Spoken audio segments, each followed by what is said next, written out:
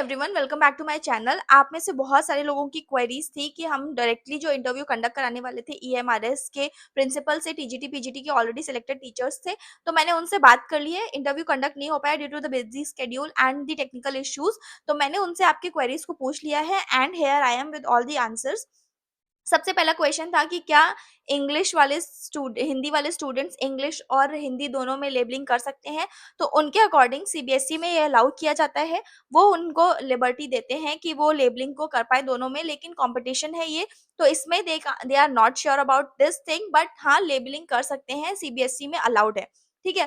Coloured pen का use कर सकते हैं। उन्होंने बोला कि ऑफ कोर्स सीबीएसई के 10th एंड 12th में कलर्ड पेन यूज किए जा सकते हैं, उनमें उनके पास टाइम होता है और वो टाइम में ही अटेम्प्ट कर सकते हैं, क्योंकि उनके आंसर्स का अप्रोच बहुत छोटा होता है। अगर 4 मार्कर है तो उन्हें 4-5 पॉइंट्स ही लिखने होते हैं। लेकिन ये कॉम्पिटिटिव एग्जाम है, तो ये यूपीएससी के मेंस पैटर्न्स और जो स्टेट के जो आयोग द्वारा जितने एग्जाम्स कंडक्ट किए जाते हैं, उनके मेंस के पैटर्न को फॉलो करेगा। तो वहाँ पे आपको टाइम मैनेजमेंट करना बहुत ज़रूरी है। तो आप ट्राई करिए कि एक ही या 2 ही कलर से डायग्राम्स को बना के आ पाए और एक ही मोनोटोन में आंसर्स को लिख के आ पाए। कौन-सा पेन यूज़ करना है, बॉल या जेल? तो उन्होंने प्रेफ़र किया है कि बॉल पेन यूज़ करिए। बॉल पेन में आपके चांसेस इतने अच्छे होते हैं कि आपका फ्लो मेंटेन रहता है। उन्होंने सजेस्ट किया है कि ऊनोमैक्स का आता है, रेनॉल्ड का आता है, हाउज़र का आता है बॉल पेन। मैं सबके यहाँ पर इमेजेस अटैच कर लूँगी, तो वो आप एक बार देख सकते हो।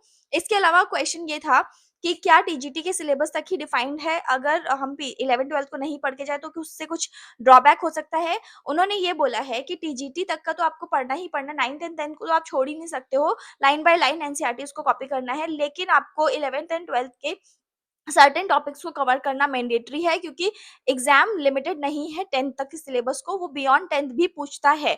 तो आपको उन सारे क्वेश्चंस को टैकल करने के लिए 11th एंड 12th को पढ़ना पड़ेगा।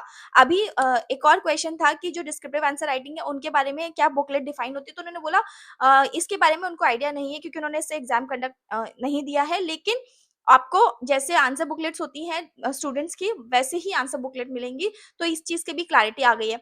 अभी आप लोगों का एक और क्वेश्चन था कि कितने टाइम में अटेम्प्ट करना है आंसर को, तो उनका कहना है कि आप टाइम डिस्क्रिप्टिव आंसर राइटिंग में ज़्यादा ध्यान दीजिए, सो दैट आप एस कर पाओ इस एग्जामिनेशन को, क्योंकि ये पहली बार हो रहा है और ये आयोग द्वारा कंडक्ट कराया जा रहा है।